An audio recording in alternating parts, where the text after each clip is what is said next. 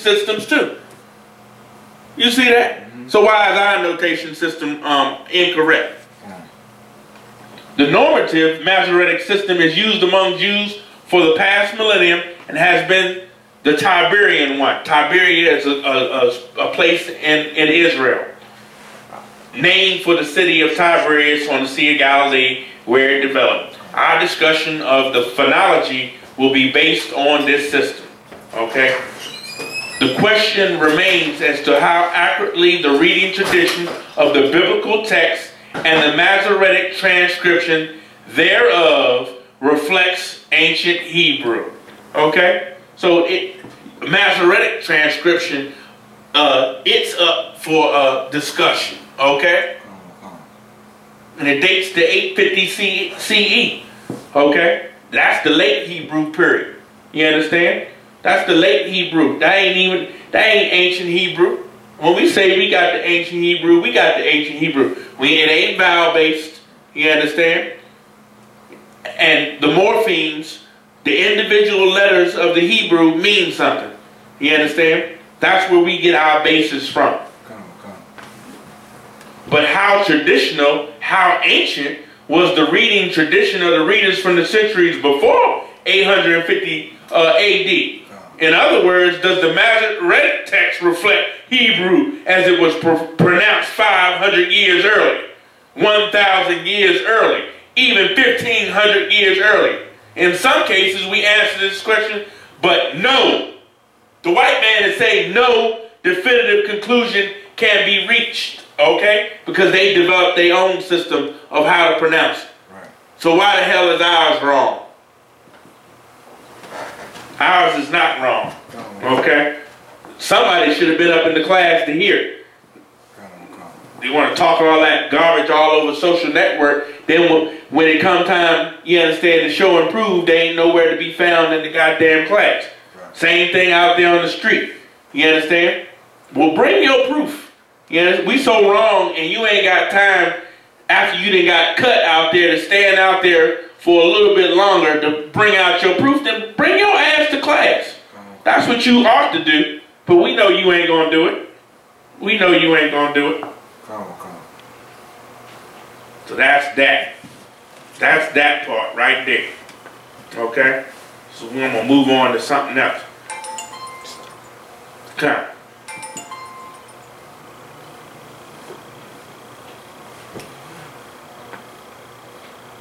How can I help you?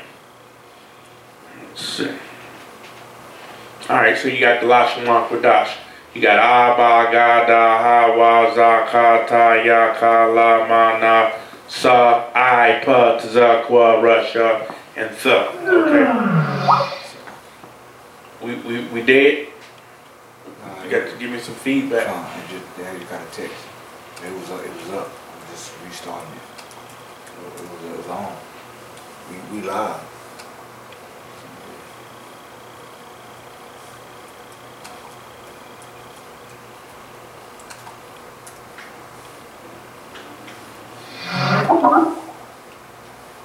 Alright, let me go into some more of it. Barbarian is a pejorative term. Barbarian is a pejorative term. Look up the word pejorative. P-E-J.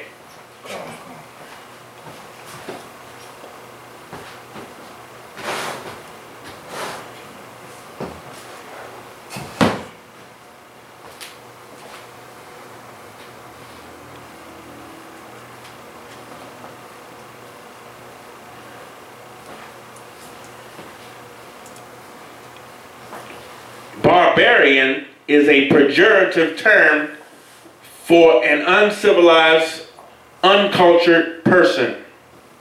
Okay? Give me the word barbarian in the scriptures as well. Either in a general reference to a member of a nation or ethnos, perceived as having an inferior level of civilization, or in an individual reference to a brutal, cruel, warlike, insensitive person whose behavior is unacceptable in the society of the speaker. Okay?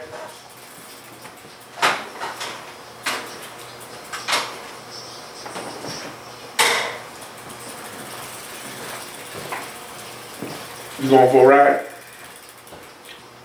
I think I'm gonna pump up my tires too. Now. Okay, come on. Pejorative. Pejorative. Expressing. Expressing contempt or disapproval.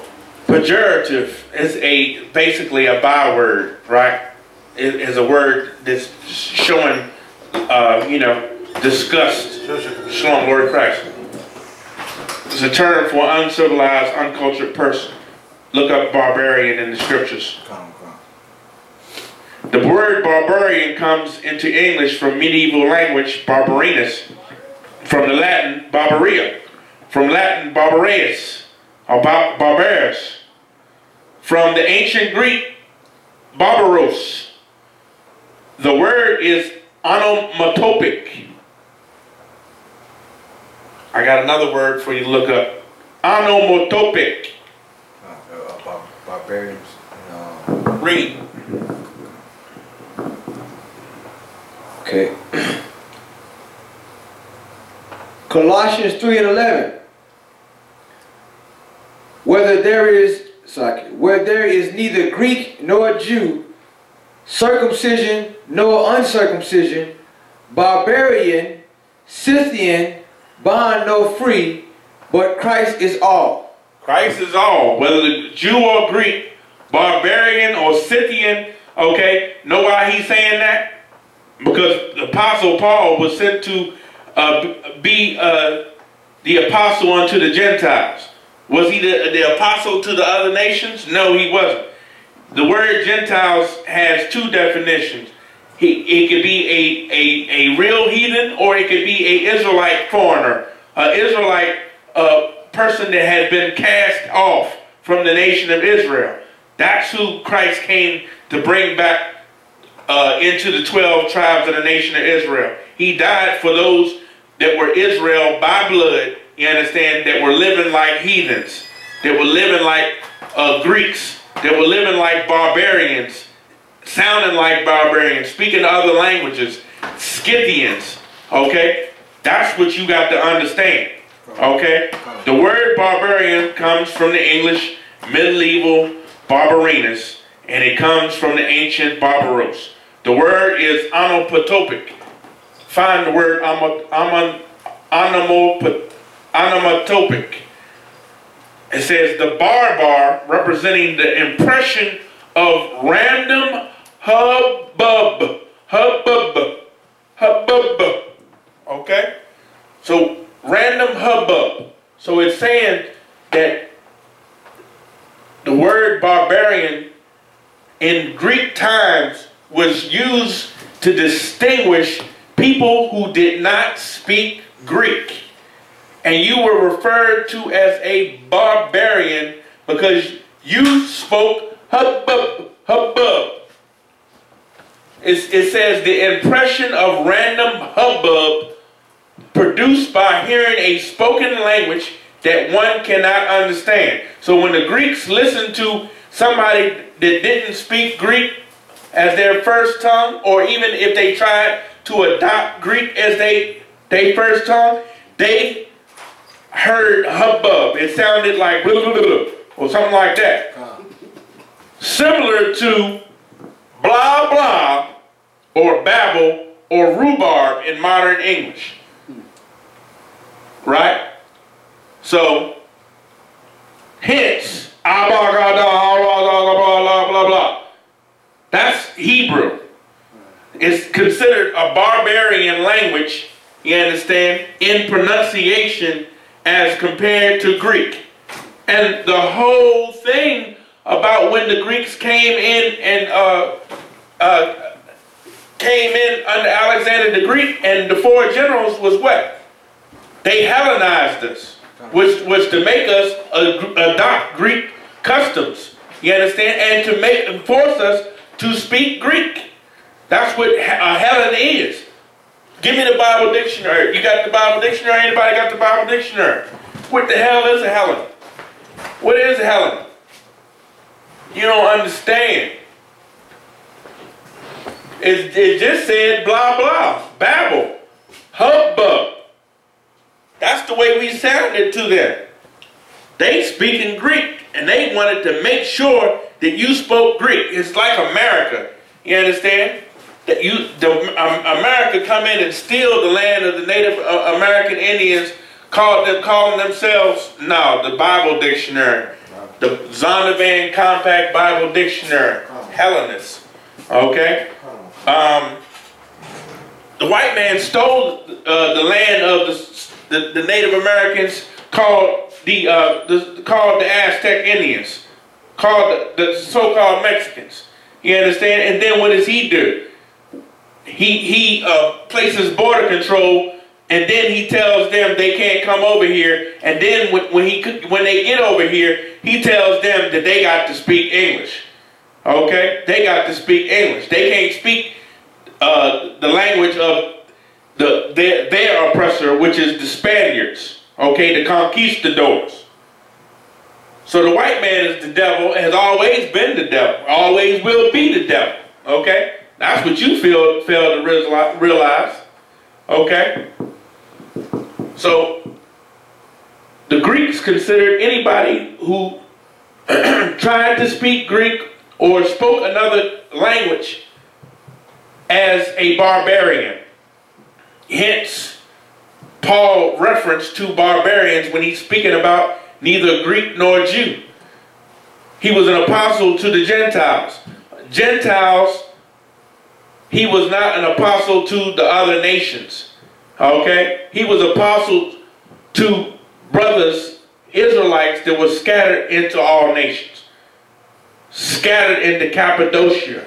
Scattered into Thessalonica. Okay? That's who Paul was sent to. Those that was calling themselves Greeks, but they were Israelites. Those that were forced to read and speak Greek, but were Israelites. And they sounded like, to the white man, like a bunch of barbarians, speaking hubbub, blah, blah, blah, babble, babble, babble, rhubarb, abagada, hawazakaza. That's what we sounded like to the white man who was speaking Greek, forcing everybody else to speak Greek. Okay?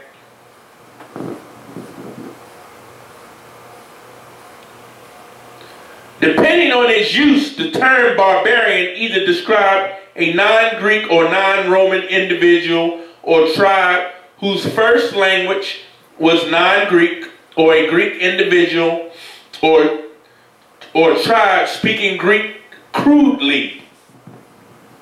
Crude speaking Greek. So let me read it again. Depending on its use, the term barbarian either described a non-Greek or non-Roman individual or tribe whose first language was non-Greek, or a Greek individual or tribe speaking Greek crudely. The Greeks used the term as they encountered scores of different foreign cultures, including the Thracians, the Egyptians, the Persians, the East Indians, the Celts, the Germans. Okay, showing you that if the Germans were had a different language than the Greeks, then the people who they calling Germans, it must have been a different people. Some of them people in that land called Europe were Japhetic, that the white man conquered. Okay, the white man, he sold his goddamn birthright. Okay, he ain't got no damn land. He's a vagabond like Cain, his father. You are your father, the devil too. You too, Mr. White Man. The Phoenicians, the Etruscans, the Romans, and the Carthaginians. However, in certain occasions, the term was also used by Greeks to deride other Greek tribes and states in a pejorative and politically motivated manner. Okay? So they called other Greeks barbarians too, if they did something that was off, what they considered uncouth. Can I get a Bible dictionary? Bible dictionary? Ain't no Bible dictionary in the house of the Lord. I need a Bible D. Zondervan.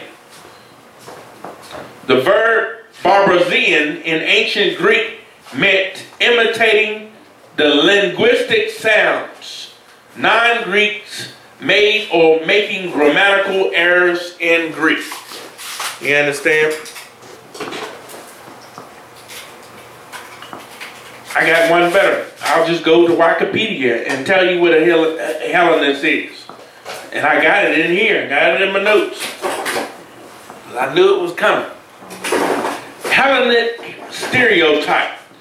Out of the sources, the Hellenic stereotype. How many of you know someone who's thinking about leaving the state of Maryland? Raise your hand. Nearly half would leave the state if they could.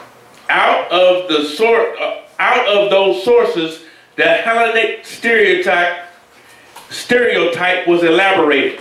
Barbarians are like children.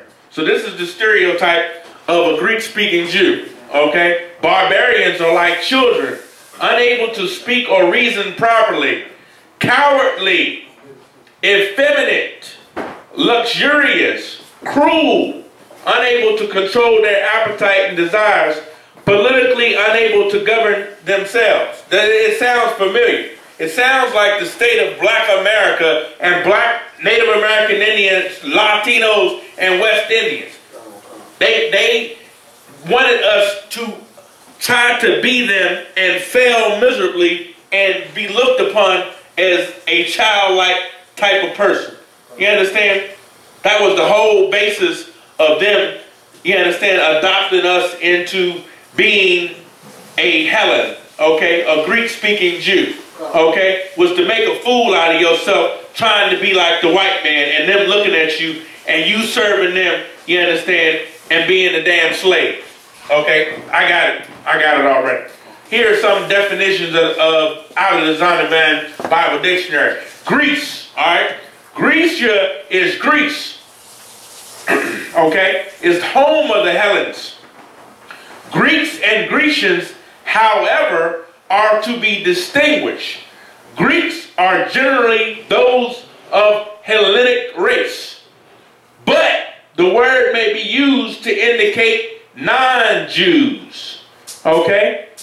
Non-Jews. So it's saying that the Hellenic race were Jews, but it can be used to indicate non-Jews, foreigners and aliens. Okay? Grecians are Greek-speaking Jews, folk of the dispersion. That's what a Grecian is. Okay? So when you see Greek in the New Testament and saying that Paul is saying that there's no difference between Jew or Greek, who the hell is he talking about? Is he talking about foreigners and aliens? Or is he talking about Greek-speaking Jews, the folk of the dispersion? Peter was over the school in Jerusalem. Paul was an apostle to the Gentiles. And he went to lands where it had Israelites in it that were living like heathens. They were speaking Greek because the white man calling himself a Roman and a Greek had started that all in those lands where our people had been scattered. A Hellenist. Jews who make Greek their tongue, and with it often adopted Greek ideas and practices.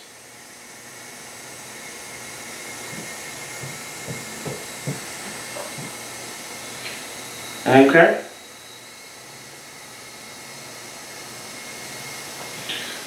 1 Corinthians 14 and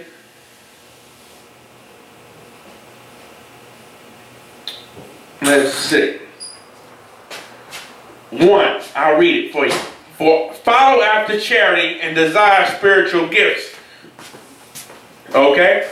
Follow after charity and desire spiritual gifts, but rather that ye may prophesy. Okay? For he that speaketh in an unknown tongue speaketh not unto men. Okay? If it's an unknown tongue, you ain't speaking to men, but unto God. Okay? Meaning that the people that you speaking this unknown language to, they don't understand it. The only person that would be able to understand it would be God. Right? For no man understandeth him. Howbeit in the spirit he speaketh mysteries. Okay? Spiritually, ain't nobody going to be able to discern what the hell you speaking about, because they don't understand this unknown tongue that you're speaking about. Verse 3. But he that prophesieth speaketh unto men to edification and exhortation and comfort. So prophesy. Okay? You're going to edify. You understand? You're going to make it easy. You understand? You're going to extort, meaning to bring into remembrance, and also to bring into their understanding and comfort. They're going to understand you. Verse 4. He that speaketh in an unknown tongue edifieth himself. Okay? You teaching yourself if you speaking in a tongue and don't nobody understand it, but maybe you might understand it. I ain't going to give you all the credit. All right? You might understand it, but nobody else understand it, so you only edifying yourself if you even doing that. It says, but he that prophesieth edifieth the church. So when you prophesy, you go out and teach, you understand, in the name of Yahweh Hashem Yahushua, you strengthening the body of the congregation, the assembly. Verse 5. I would that ye all spake with tongues. A tongue is a language. Okay? Why? Why would he say that? Because we scattered. We speak in all different tongues. Right? I wish that you would speak with tongues. That you all speak with tongues. But rather that ye prophesy. But it's better that you prophesy. Okay? Prophesy in exhorting and edifying to the comfort of the congregation of the assembly that can understand what the hell it is you saying. Alright? You're going to bring out a tongue. You ain't going to edify the body that's right in front of you if they don't understand what the hell you're talking about. Right? So, for greater is he that prophesieth than he that speaketh with tongues. Alright?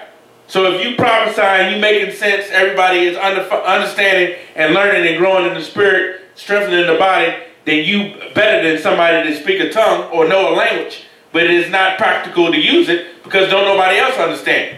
What good is that going to do? Okay? Except he interpret. So if you're going to bring out a tongue, which is another language, you got to be able to interpret. Right? So what is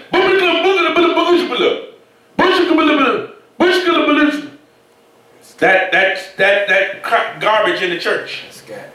They don't even know what it is. They can't interpret it to tell you what it is. The scriptures say, be not a babbler, right? So what the hell are they talking about? That the church may receive edifying. Okay? That's why we got brothers in here that speak Spanish. You understand? And English. You understand? They can go both ways. And they can read the Hebrew as well. To edify, to teach. But if you don't know how to interpret the language that you claim to know, then you are wasting your time. You ain't edifying nobody. You edifying yourself. Okay? That's only if you can interpret it. If you don't even understand what you're saying, how the hell you expect somebody else to understand? The Christian church is off. Okay? It's off as hell. Now, brethren, if I come unto you speaking with tongues, what shall I profit you, except I shall speak to you either by revelation or by knowledge or by prophesying or by doctrine? Okay? So if I come to you with another language, how am I going to profit you if you don't understand what I'm telling you? Unless I'm interpreting it. Okay? So it's better that I speak to you by revelation or knowledge or prophesy to you or by doctrine, okay, that you're going to understand, right? Going to come to you plain and simple in exhortation. And even things without give life-giving sound. And even things without life-giving sound, whether pipe or harp. So a pipe or a harp, you understand, is not a living thing, but it giveth off a sound, right? A pipe or harp gives off a sound, except they give a distinction in the sounds. How shall it be known what is piped or harp? You understand? So the pipe can't be sounding like the harp, and the harp can't be sounding like the pipe. You are able to distinguish the harp from the pipe. Okay? So if you had the pipe and the harp, and they both made the same sound, you couldn't tell the difference. What would be the use? What would be the use? It ain't no use. Okay? They have to have a distinction in the sounds. Verse 8, for if the trumpet give an uncertain sound, who shall prepare himself on the battle? It's supposed to it's supposed to be loud. You understand? Who gonna prepare? They gonna know this alarm. But if it go you understand? Who gonna pay attention to that? So likewise, ye, except ye utter by the tongue words easy to be understood, how shall it be known what is spoken?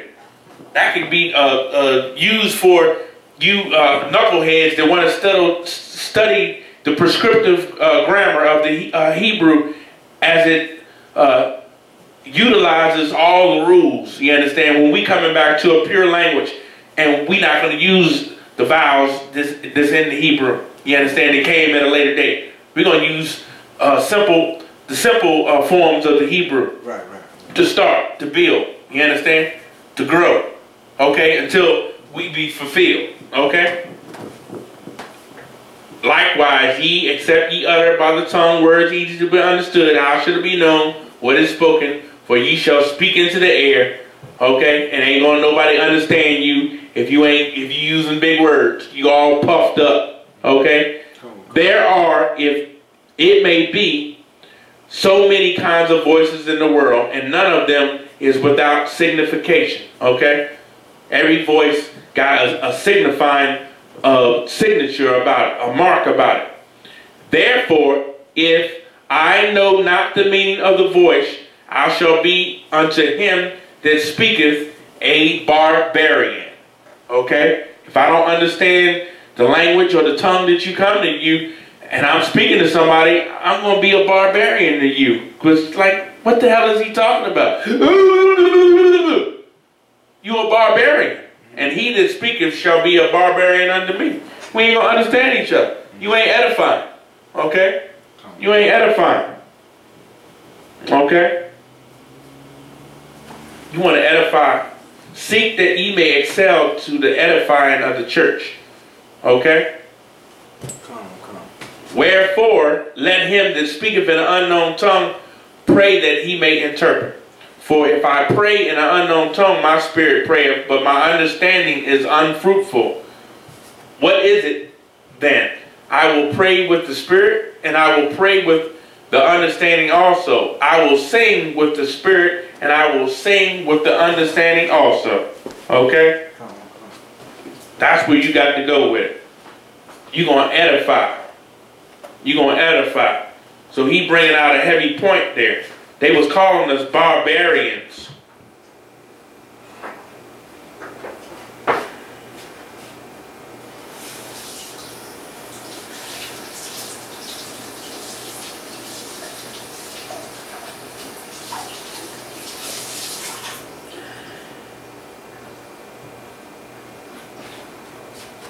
Okay. So there we have the description of a barbarian. Okay. And why, you understand, we know for a fact that the ah and the I sound are the sounds that are proof that the biblical, ancient biblical Hebrew was of simple, non-vowel style. Okay, I got Yale showing you in their biblical Hebrew book that the Hebrew had no vowels, and other books. I just read it to you in the previous Cornell study. Cornell, by a professor in Cornell. Okay, Let me give you one more.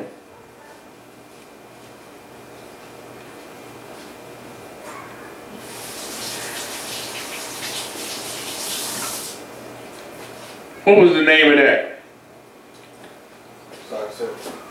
What was the name of that? You gave me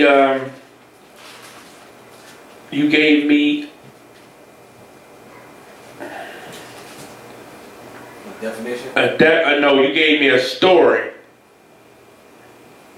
BBC News. BBC News. This ought to trip you out right here. The BBC News. Babies can hear syllables. Babies can hear syllables in the womb, says the research. February the 25th, 2013.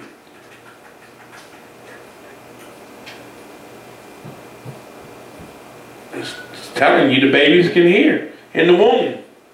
Their sense of hearing develops in the womb. Scientists say babies decipher speech as early as 3 months before birth. The evidence comes from detailed brain scans of 12 infants born prematurely. At just 28 weeks gestation, the babies appeared to discriminate between different syllables like ga and ba, as well as male and female voices. So ga and ba, baby sounds. Goo goo goo goo gaga, goo goo gaga. You understand? Goo goo gaga. It was already set up in the earth for us to come out and speak the ancient Hebrew. Okay? The ancient Hebrew, simple form that can be, you understand, expanded to encompass everything known in creation. You understand? That's what it ultimately describes. Okay?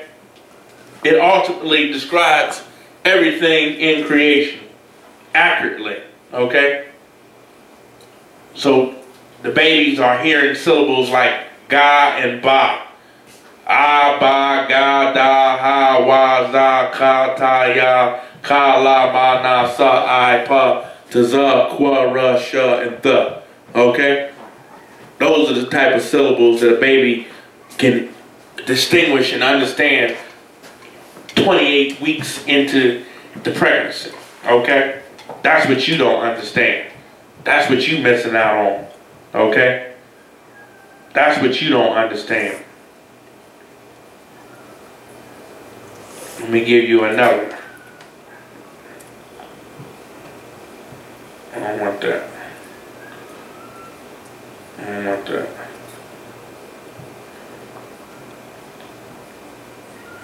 The Word, the dictionary that reveals the Hebrew source of English by Isaac Maso.